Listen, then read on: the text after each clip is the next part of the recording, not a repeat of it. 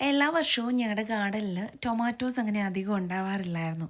എല്ലാവരുടെയും വീട്ടിൽ ടൊമാറ്റോസാണ് ഒത്തിരി ഉണ്ടാകുന്നതെന്ന് പറയുമ്പോഴും ഞങ്ങളുടെ ഗാർഡനിൽ വളരെ കുറച്ച് അല്ലെങ്കിൽ താഴെ വരുമ്പോഴേക്കും വിൻ്റർ ആയിട്ടുണ്ടാവും. ഇപ്രാവശ്യം ഞങ്ങൾ കുറച്ച് തൈകളാണ് മേടിച്ച് വെച്ചത്.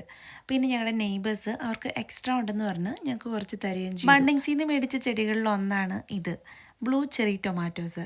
ഒരു കൗതുകം കൊണ്ട് അതിൻ്റെ ഫോട്ടോ കണ്ടപ്പോൾ ഇഷ്ടം തോന്നി മേടിച്ചതാണ്. ആന്തോസയൻ എന്ന് പറയുന്ന ഒരു എൻസൈമാണ് ഇതിന് ബ്ലൂ കളർ കൊടുക്കുന്നത്.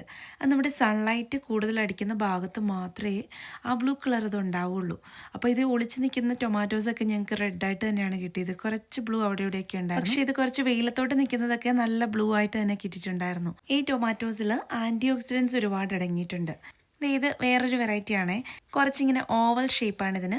പിന്നെ ഇത് നമ്മുടെ നോർമൽ തക്കാളി. കുറച്ചും കൂടെ നല്ല ജയൻറ്റ് ടൊമാറ്റോസ് ഉണ്ടാകുന്ന ഒരു വെറൈറ്റിയും കൂടെ ഉണ്ടായിരുന്നു. അവിടെ പാവൽ നിൽപ്പുണ്ടായിരുന്നു. ഇപ്രാവശ്യം വിത്തിന് പോലും ഒരെണ്ണം കിട്ടുമെന്ന് തോന്നുന്നില്ല, അതിന് മുന്നേ തണുപ്പാവുമെന്നാണ് തോന്നുന്നത്. നമ്മുടെ ചീര നിങ്ങൾ പറഞ്ഞ പോലെ ഞാൻ കട്ട് ചെയ്താണ് കേട്ടോ ഇപ്രാവശ്യം എടുത്തിട്ടുള്ളത്.